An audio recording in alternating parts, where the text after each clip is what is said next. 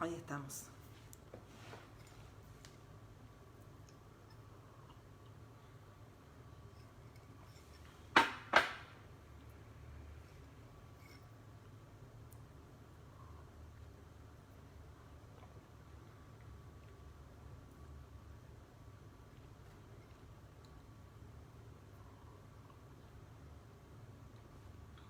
Hola. Buenas a los que se van sumando.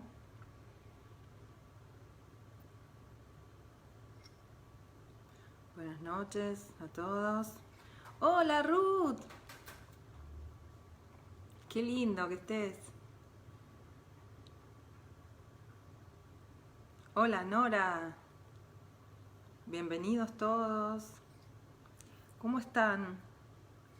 Saben que yo les cuento, total somos pocos, aunque después lo miren muchos más.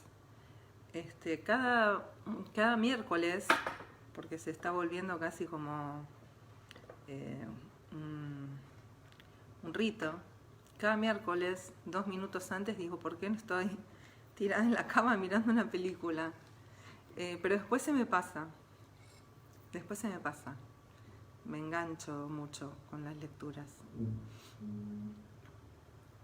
Hoy pensaba que en horas, nada más, es septiembre y que todo esto empezó en marzo. Y pensaba cuánta garra, cuánto coraje y cuánto aguante, todos, desde el lugar de cada uno.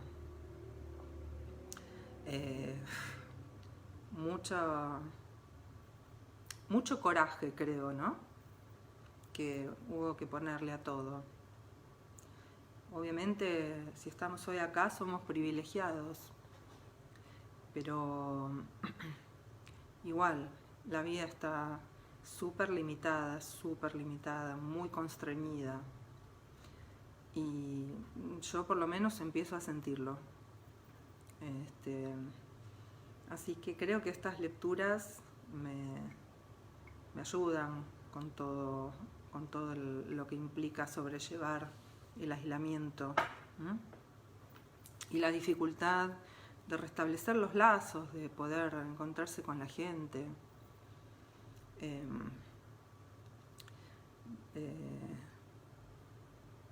Qué linda, Nora. Qué linda, Nora. Muchas gracias por lo que me decís. Me alegra mucho, de verdad. Y les cuento, porque yo veo que siempre les pongo que alegría, que alegría. Yo les cuento que para mí la alegría es un afecto primordial en la vida. Es muy serio, no es una estupidez. Así que cuando les digo que me alegra mucho, les estoy diciendo algo bien importante. Bueno, se me ocurrió hoy leer a Marguerite Duras. Yo me acordé que yo había hecho una pequeña lectura cortita cuando todavía no hacía los vivos, grababa los videitos y los subía, muy cortita, sobre, bienvenidos todos, sobre Hiroshima Mon Amour, porque creo que pasó el aniversario de la muerte de Alain Resnais y Marguerite Duras hizo el guión para la película Hiroshima Mon Amour, que les recuerdo, por si no la vieron, la subí al blog. Si la buscan van a encontrar el link donde puedan verla. Muy interesante la película.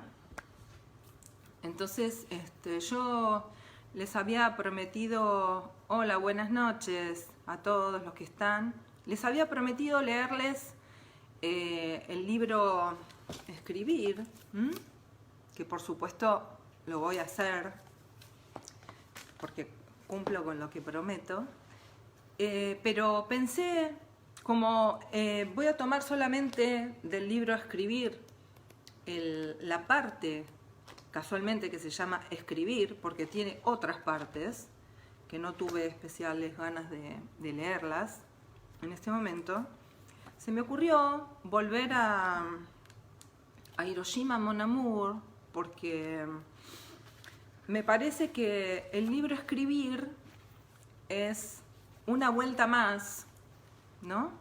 Algo muy, muy interesante que hace ella, Marguerite, en relación a la escritura, comparado con Hiroshima Mon Amour, ¿no? Donde se trata de narrar el horror, donde se trata de narrar sobre el trasfondo del horror de las bombas atómicas, un encuentro amoroso, como todo encuentro, totalmente fortuito y fuera de todo cálculo, que sin embargo a la protagonista, una actriz francesa que está filmando una película en Hiroshima, que se llama Riva, el personaje se llama Riva, ese encuentro amoroso con un hombre japonés se le vincula de una manera directa e insoslayable con su primera historia de amor, que tenía que ver con otro encuentro con un soldado alemán. Entonces se me ocurrió empezar por Hiroshima Mon Amour y después ir a escribir, porque me parece que es una posición de Marguerite Duras en relación a la escritura sutilmente diferente.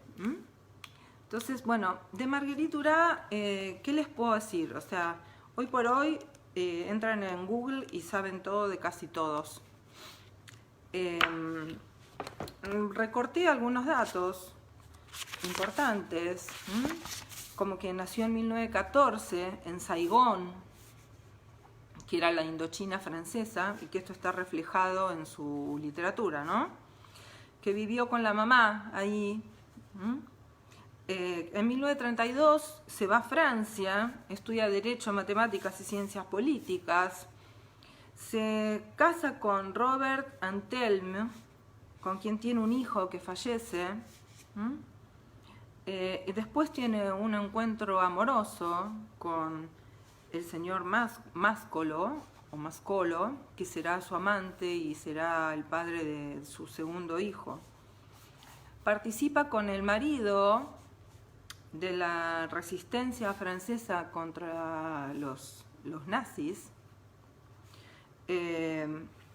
y ella, gracias a la ayuda de François Mitterrand, logra zafar, pero el marido no, y es enviado a un campo de prisioneros. Marguerite militó en el Partido Comunista. En 1950 publica la novela Dique contra el Pacífico, que es una de mis favoritas, porque es donde plasma de una manera casi cruel la relación tremenda que tenía con la mamá, lo tremenda que era esa madre para con ella. Gana con El amante en 1984 el premio Goncourt de novela. En 1983 reconocen toda su producción de textos dramáticos, de obras de teatro, ¿no? En el Gran Premio del Teatro.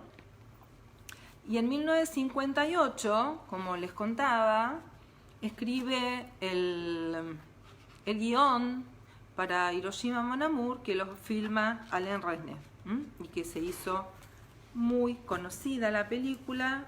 De verdad era muy impactante por cómo está filmada en blanco y negro, con planos al comienzo muy cortos, muy en relación a los cuerpos, ¿no? Porque se trataba mucho de eso, se trataba de los cuerpos, de qué había pasado con los cuerpos, con la atrocidad de las bombas atómicas.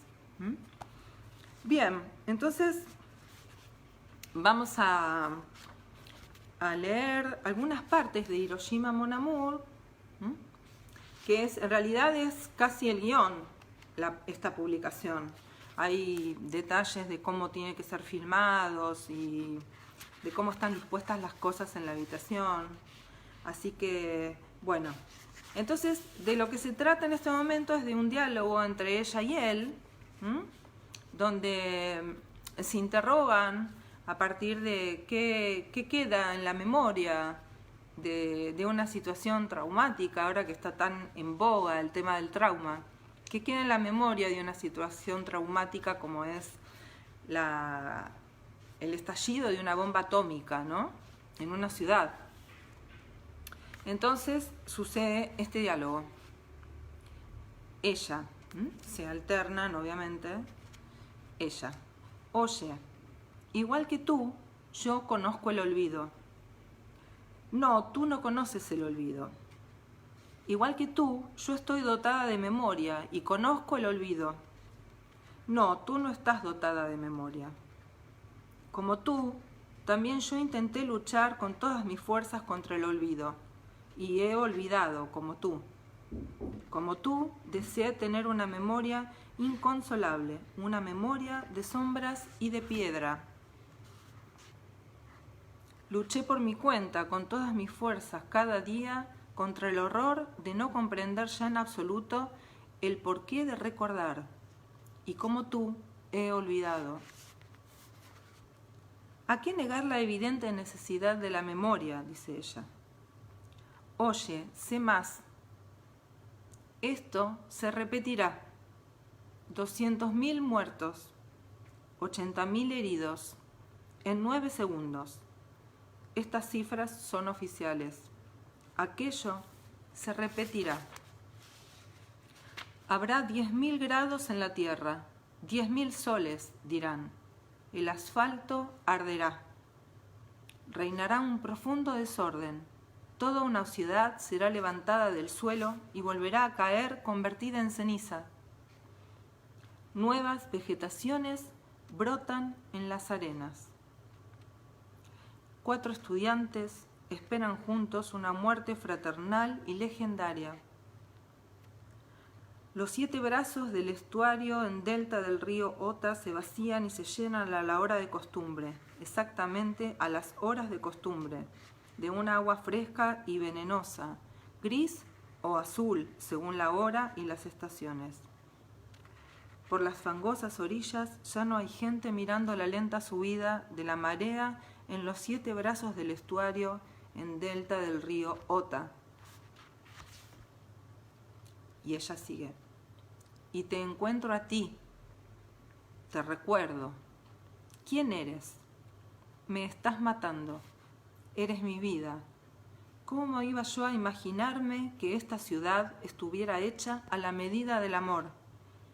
¿Cómo iba a imaginarme que estuvieras hecho a la medida de mi cuerpo mismo?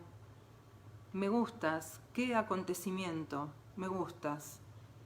Qué lentitud, de pronto, qué dulzura. Tú no puedes saber, me estás matando. Eres mi vida, me estás matando. Eres mi vida, tengo tiempo de sobra. Te lo ruego, devórame. Defórmame hasta la fealdad. ¿Por qué no tú? ¿Por qué no tú en esta ciudad y en esta noche tan semejante a las demás que se confunde con ellas? Te lo ruego. Bien. Ella dice, conocerse en Hiroshima, eso no pasa todos los días. Él le pregunta, ¿qué era para ti Hiroshima, en Francia? El final de la guerra, quiero decir, del todo. El estupor ante la idea de que se hubieran atrevido. El estupor ante la idea de que lo hubieran logrado. Y también, para nosotros, el comienzo de un miedo desconocido. Y además, la indiferencia, el miedo a la indiferencia también. Entonces, ella ya en este momento está recordando su primera historia de amor, que es la que se conecta rápidamente con el encuentro con el amante japonés, ¿no? Entonces le cuenta, teníamos que encontrarnos a las 12 del mediodía en el muelle del Loire. Tenía que irme con él. Ella se iba a ir, jovencita, con el soldado alemán. Cuando a las 12 llegué al muelle del Loire, aún no estaba muerto del todo.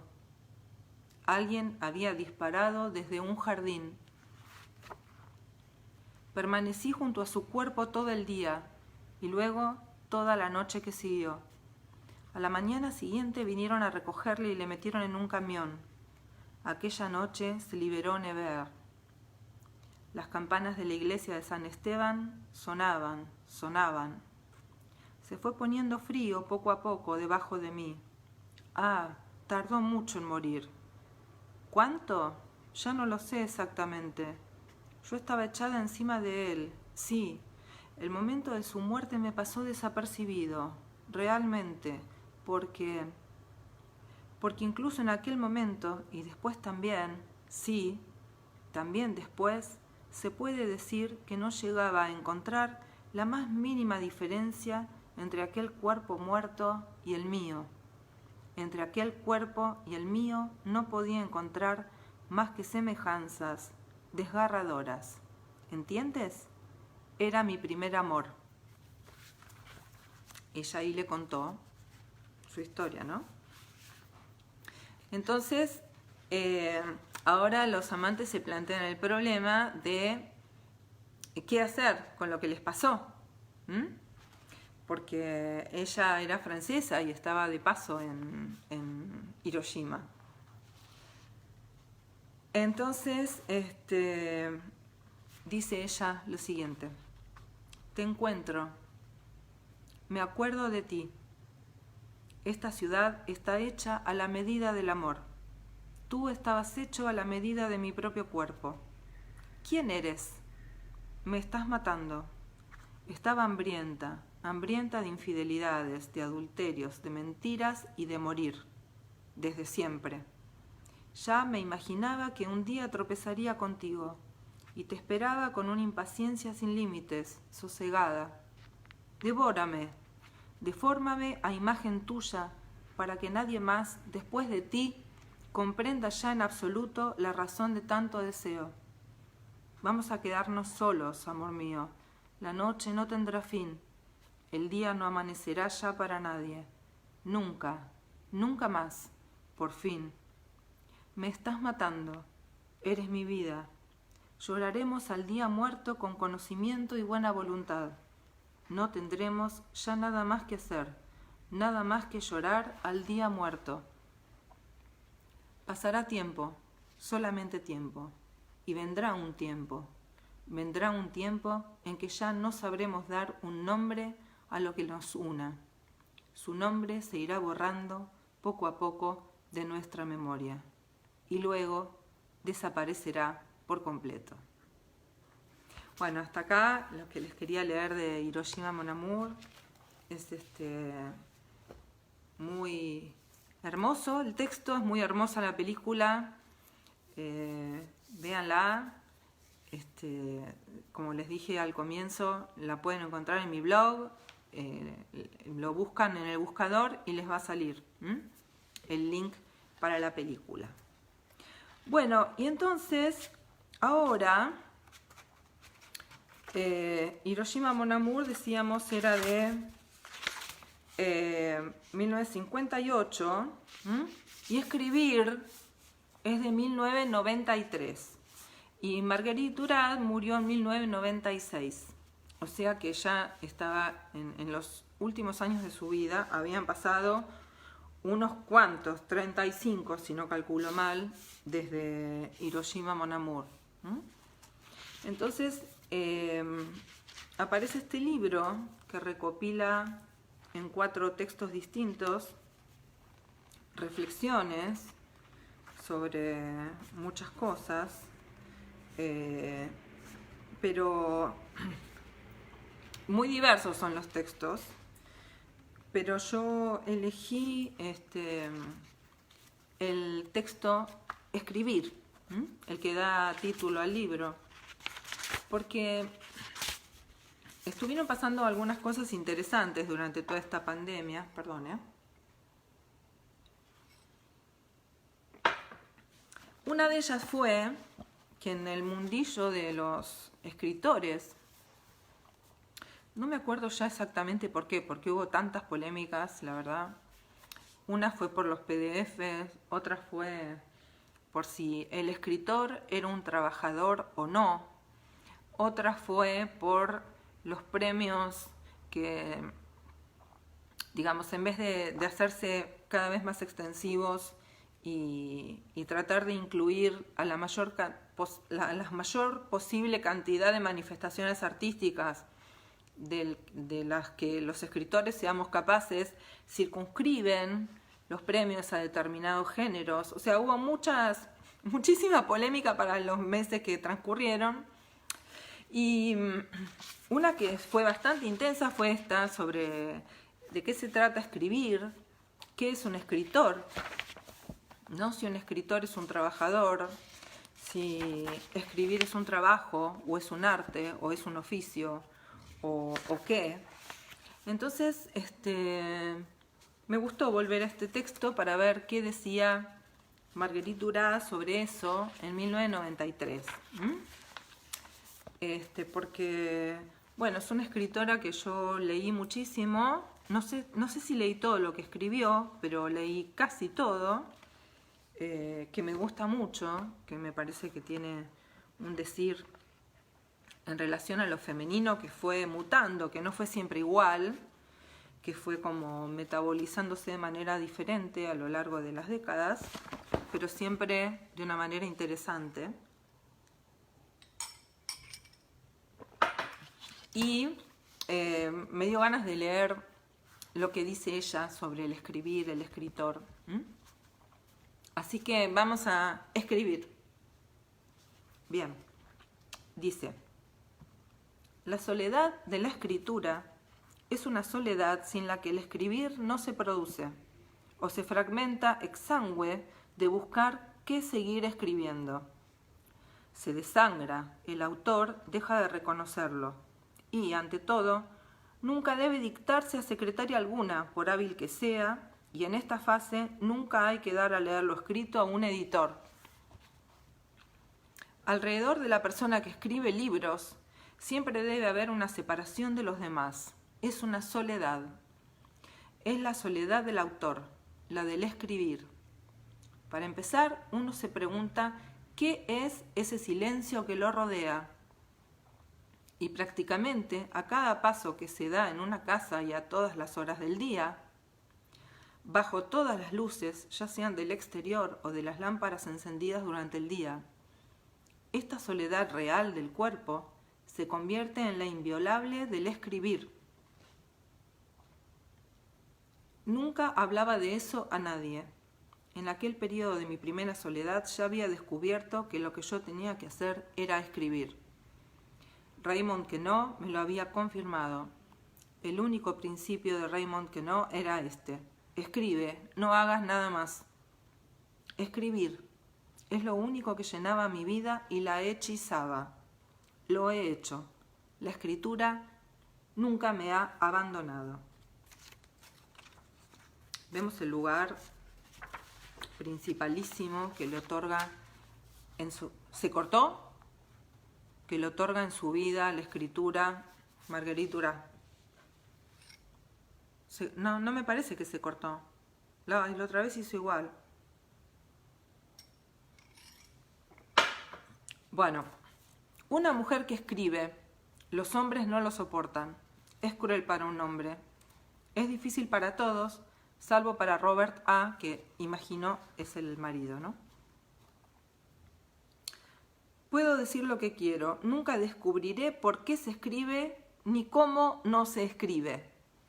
Hola Susana, bienvenida.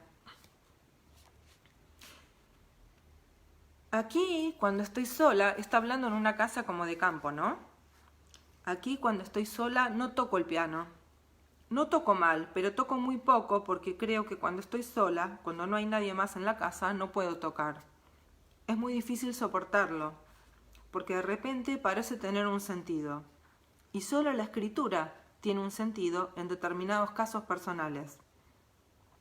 La manejo, luego la practico. En cambio, el piano es un objeto lejano, más inaccesible, y para mí sigue siéndolo. Creo que si hubiera tocado el piano profesionalmente, no habría escrito libros, pero no estoy segura. También creo que es falso. Creo que habría escrito libros en cualquier caso, incluso paralelamente a la música. Libros ilegibles pero totales, tan lejos de cualquier habla como lo desconocido de un amor sin objeto. Eso es muy hermoso, ¿no? Libros totales tan lejos de cualquier habla como lo desconocido de un amor sin objeto.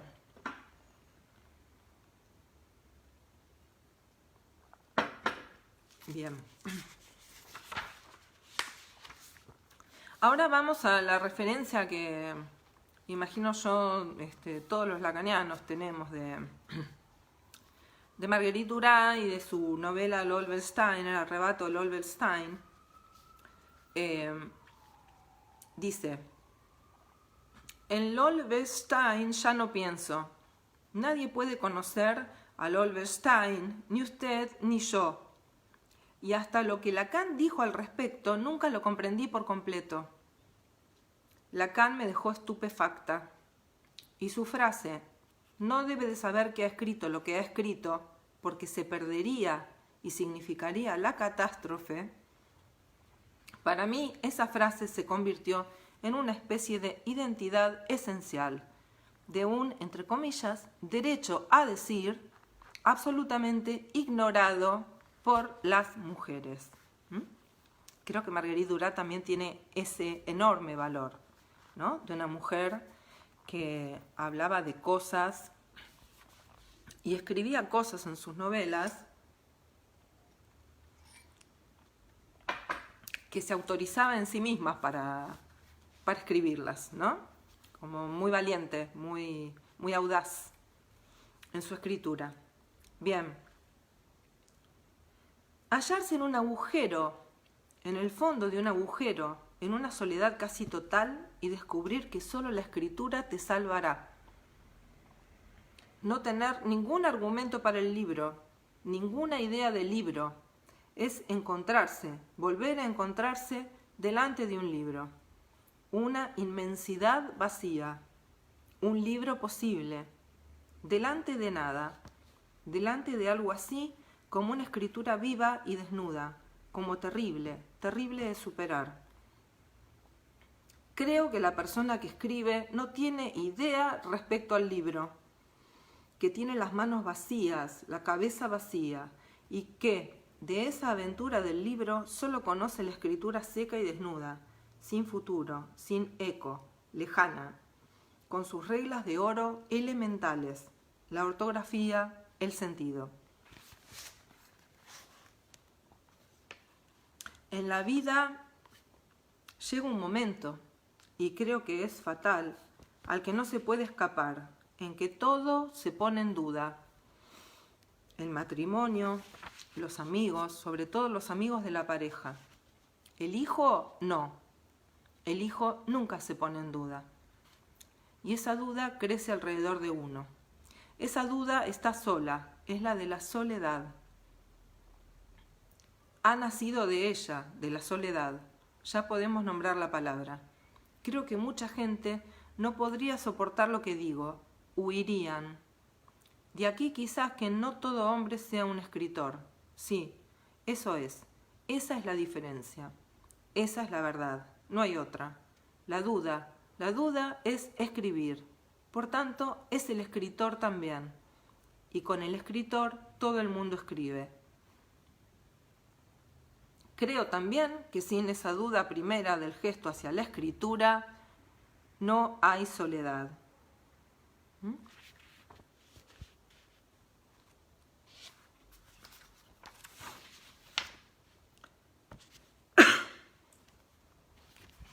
Habla del carácter salvaje de la escritura, ¿no?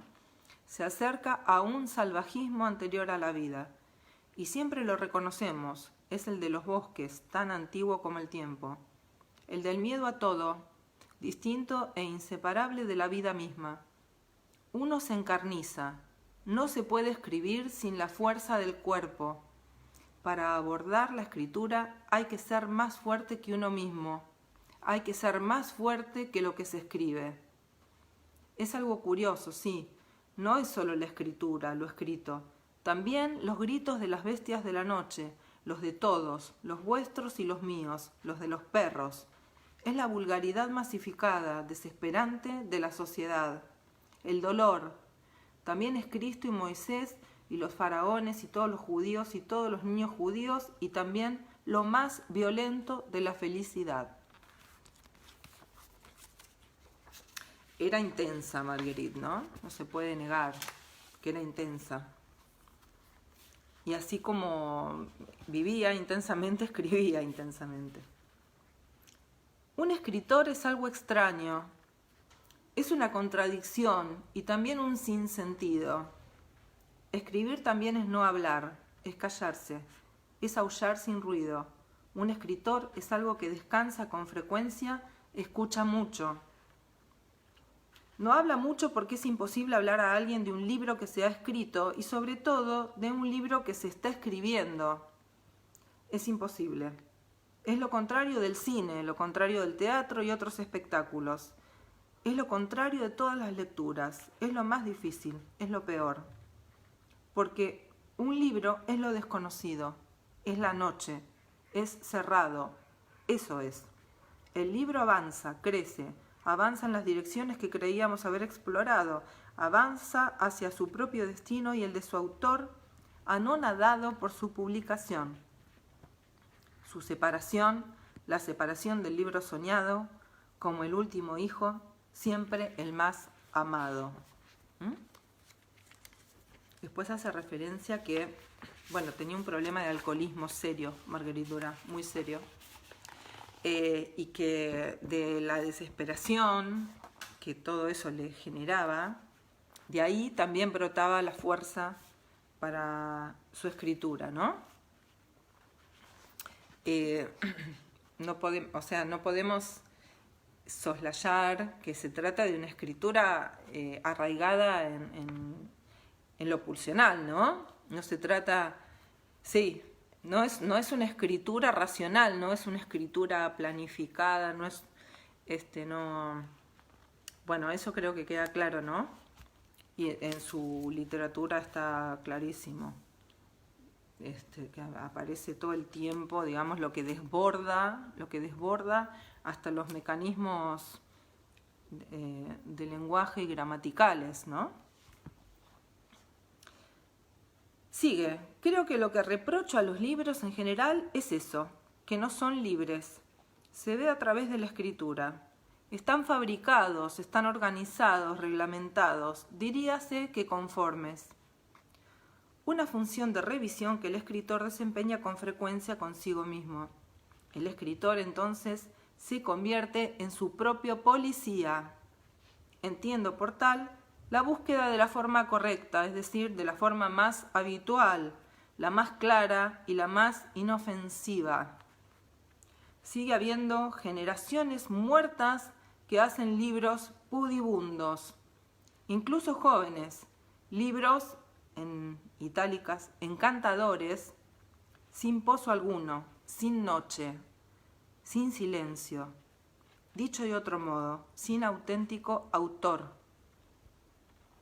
Libros de un día, de entretenimiento, de viaje, pero no libros que se incrusten en el pensamiento y que hablen del duelo profundo de toda vida, el lugar común de todo pensamiento.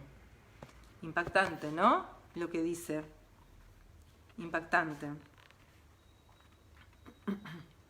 Con frecuencia considero adecuados, entre comillas, los libros de los demás, pero también con frecuencia como surgidos de un clasicismo exento de riesgo. Bien. A mí me resultó siempre muy inspiradora Marguerite Duras, porque da cuenta de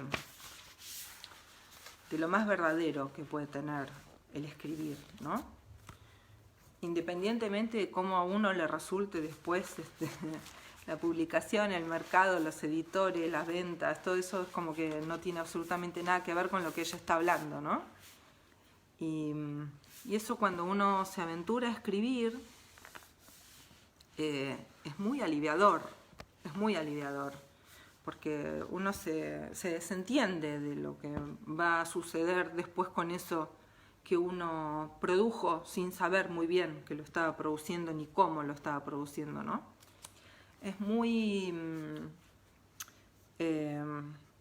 sí, liberador, es muy, alivia mucho, como que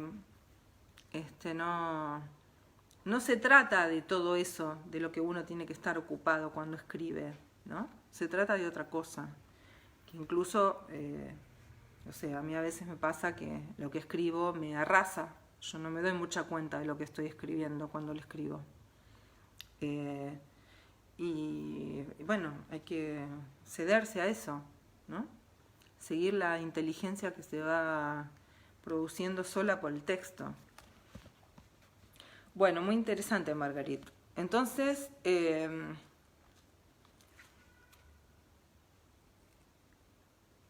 las ciudades, en los pueblos, en todas partes, los escritores son gente solitaria. En todas partes y siempre lo han sido. En el mundo entero se acaba la luz y se acaba el trabajo. Y en lo que a mí respecta, siempre he vivido esa hora como si no fuera la hora del final del trabajo, sino la hora del inicio del trabajo. En lo que al escritor respecta, hay ahí, en la naturaleza, una especie de inversión de valores. Para los escritores, el otro trabajo es el que a veces avergüenza, el que casi siempre provoca el pesar de orden político más violento de todos. Sé que uno se queda inconsolable y que se vuelve malo como los perros de su policía. Aquí uno se siente apartado del trabajo manual, pero contra esa sensación a la que hay que adaptarse, habituarse, todo será inútil. Lo que seguirá dominando, y eso nos hace llorar, es el infierno y la injusticia del mundo del trabajo. El infierno de las fábricas, las exacciones del desprecio, de la injusticia de la patronal, de su horror, del horror del régimen capitalista, de toda la desdicha que de él se desprende, del derecho de los ricos a disponer del proletariado y de convertirlo en motivo de su fracaso y nunca de su triunfo. El misterio es por qué el proletariado lo acepta. Pero somos muchos y cada vez más los que creemos que eso no puede durar mucho tiempo, que algo se ha conseguido, que algo hemos conseguido todos, quizá una nueva lectura de sus deshonrosos textos. Sí, eso es.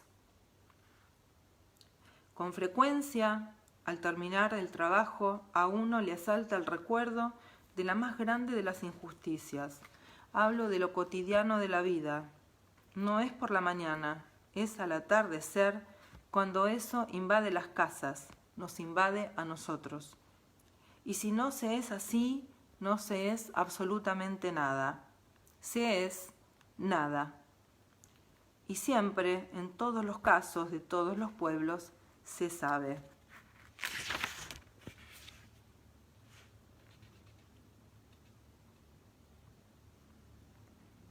Cuando fuera cesa el trabajo, queda ese lujo nuestro que nos pertenece de poder escribirlo por la noche. Podemos escribir a cualquier hora. No sufrimos sanciones de reglas, horarios, jefes, armas, multas, insultos, polis, jefes y más jefes.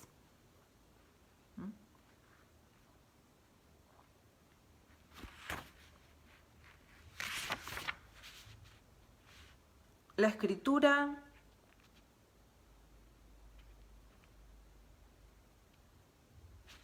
hay una locura de escribir que existe en sí misma, una locura de escribir furiosa, pero no se está loco debido a esa locura de escribir, al contrario.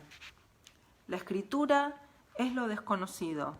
Antes de escribir no sabemos nada de lo que vamos a escribir, y con total lucidez. Es lo desconocido de sí, de su cabeza, de su cuerpo. Escribir no es ni siquiera una reflexión. Es una especie de facultad que se posee junto a su persona, paralelamente a ella, de otra persona que aparece y avanza, invisible, dotada de pensamiento, de cólera, y que a veces, por propio quehacer, está en peligro de perder la vida.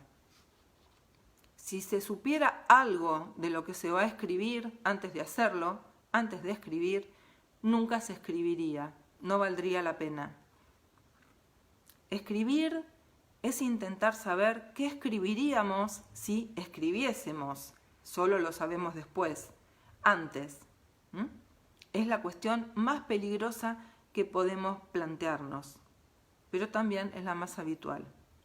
La escritura llega como el viento, está desnuda, es la tinta, es lo escrito, y pasa como nada pasa en la vida, nada excepto eso, la vida. Bueno, hoy se trató de Marguerite Duras. Me gustaba volver a este texto de ella donde habla de la escritura, porque me parece que... ¿No se escucha? No sé, a ver. Que alguien me diga. Ruth dice que no se escucha. Bueno, no sé. Les decía que también en la misma línea, hace un tiempo, encontré una entrevista a Roberto Bolaño, ¿no? Donde él decía que en realidad la literatura no sirve para nada, y en el sentido del utilitarismo, ¿no? Y que los escritores tampoco sirven para nada. Y que casualmente es ahí donde está el valor de que sean escritores, en producir algo que no es necesario, que es un bien suntuario en el mundo, que el mundo gira sin libros, que el mundo gira sin escritores, no le hacen falta a nadie, como hace falta comer, como hace falta vestirse, no. Y sin embargo, ahí radica casualmente el valor de lo artístico, ¿no? Y en ese momento yo pensaba que lo que hacía Bolaño era un elogio absoluto a la inutilidad de la literatura, ¿no? Él decía, es una batalla que ya está perdida, pero la damos igual, porque los libros están ahí para que los encuentre el que tenga ganas de encontrarlos. Los libros no van a buscar a las personas, no van a generar una demanda, ¿no? Tiene que haber un deseo por parte del lector de ir a encontrarse con eso. Y me parecía que Marguerite Duras iba de una manera diferente, con un decir más del siglo pasado, y con un decir de mujer, digamos, de un decir más femenino, pero iba al mismo punto, ¿no? Como que la escritura pasa, cuando es seria, cuando es literaria, pasa por otro lado, o sea, no... lo que pase después con el producto, con lo que se escribió, eso es totalmente aleatorio y no quiere decir nada. O sea, yo hace poquito hablé de Joyce, ¿no? Y Joyce es el escritor irlandés, pero de lengua inglesa, que revolucionó por completo. Es más que revolucionar, no se trató de una revolución, subvirtió completamente la idea de lo que es un libro, de qué implica escribir, con su Finnegan's Wake. Y ese hombre, que tuvo una vida muy difícil, desde que se fue de Irlanda, anduvo boyando por toda Europa. Vivió en Pola, vivió en Trieste, después vivió en París, después vivió en Zúrich, después volvió a París, después volvió a Zúrich. Una vida muy complicada, con escasez de dinero, con 2 hijos que tenía que mantener.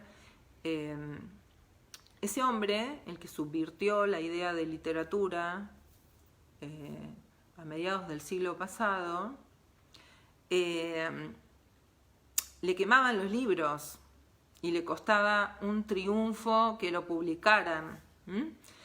Dublineses, yo contaba que la primera tirada de Dublineses la compra en Dublín alguien, un anónimo, no quedó identificado quién, la compró íntegra y la quemó. Para publicar Ulises, que vivía en París, Joyce, ya se había hecho amigo de Sylvia Beach, de Shakespeare and Company, la librería. Entonces Sylvia Beach, que estaba fascinada con Joyce, mueve cielo y tierra y saca como una especie de preventa para financiar la edición de Ulises. Bien, de esa edición, muchos ejemplares fueron a Nueva York, y cuando llegan a Nueva York se los decomisan y los queman. O sea, estamos hablando del tipo que subvirtió la idea de literatura y de novela y de publicación, y estamos hablando que le quemaron una y otra vez sus obras. Entonces, lo que pase con lo que uno haga después es un poco azar, un poco, no sé, circunstancias, como que es ingobernable, no está, creo yo, no está en el poder del artista determinar qué puede pasar con lo que produjo. Pero me parece que el valor de lo que expone Marguerite Duras en ese texto, publicado 3 años antes de que muriera, o sea, ya era una mujer mayor, ya había escrito casi todo lo que tenía escrito, si no todo. Es eso, digamos, es alguien que mira en retrospectiva y piensa qué fue la escritura para ella, y en definitiva es un modo de estar en el mundo, un modo de hacer, un modo de arreglárselas con la vida también, ¿no? Y fue una mina que tuvo, bueno, como les decía, tuvo amores, tuvo hijos, estuvo en la guerra, no es que vivió enclaustrada en un ático escribiendo, ¿no? Tuvo una vida muy activa y sin embargo, y muy comprometida, y sin embargo, escribir para ella era esa conexión inefable entre el cuerpo. Mira vos, no sabía eso, que alguien quema a Adán de Buenos Aires. Claro que se dice que es, yo me debo a Adán de Buenos Aires, como lo escuché hace poco decir a Daniel Link, que él no se avergonzaba de los libros que había leído nunca, más bien se avergonzaba de los que todavía no había leído. Y yo me avergüenzo de no haber leído todavía Adán Buenos Aires, pero bueno, sí, o sea, también han cambiado las épocas, ¿no?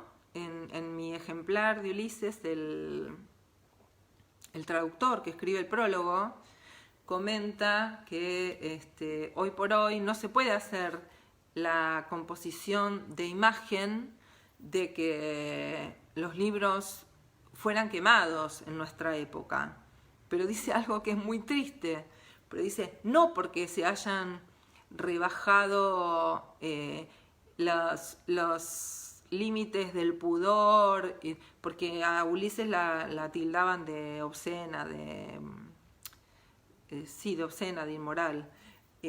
No porque hayan cedido esos límites, dice, creo que hoy no quemarían los libros porque ya nadie piensa que un libro puede ser determinante en la cabeza de nadie, entonces lo dejarían pasar porque total ya lo consideran inocuo porque es un libro, ¿se entiende el espanto de la idea?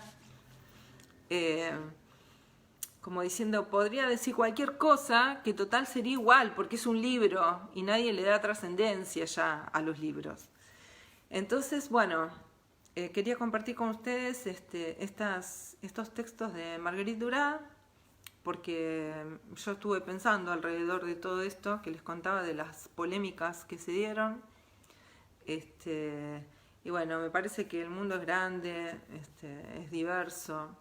Estará la gente que escribe y se considera un trabajador de la escritura, del oficio, y después estaremos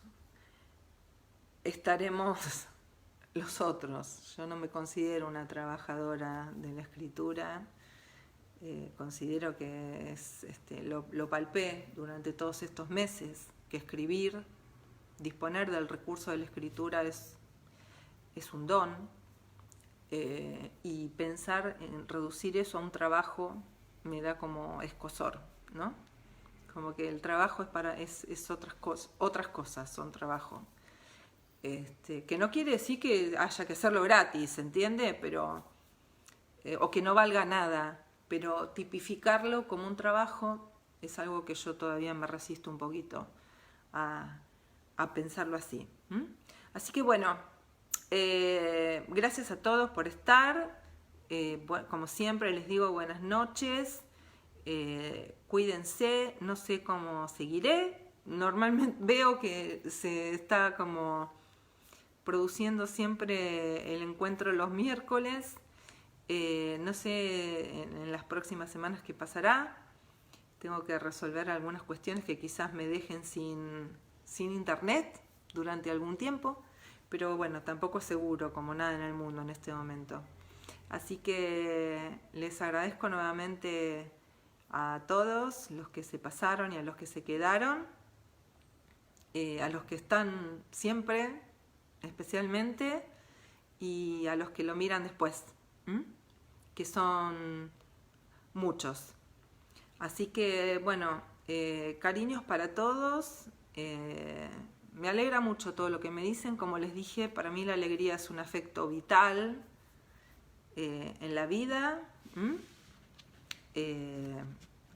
que tengo que decirlo porque me gusta decirlo, porque es una manera de recordarlo. Me encontré de vuelta con la alegría gracias a Germán García, y por eso le voy a estar siempre muy, muy, muy, muy, muy agradecida. La alegría es vital para vivir. Todo lo que te pueda pasar de espantoso y de horroroso, sin alegría seguramente va a ser mucho más espantoso y mucho más horroroso. Y estar alegre no es pecado, gente. Así que conservemos la alegría y nos estaremos viendo. Les mando muchos cariños a todos, cuídense mucho. Y vamos por septiembre. Esperemos que en algún momento podamos volver a transitar por las calles con tranquilidad. Cariños para todos y nos veremos la próxima. Chao. Lo subo enseguida, por si lo quieren ver de vuelta. Adiós. Sí, la tristeza es pecado, Ruth, totalmente. Sí, es una falta moral. Sí, así que arriba la alegría. Besos.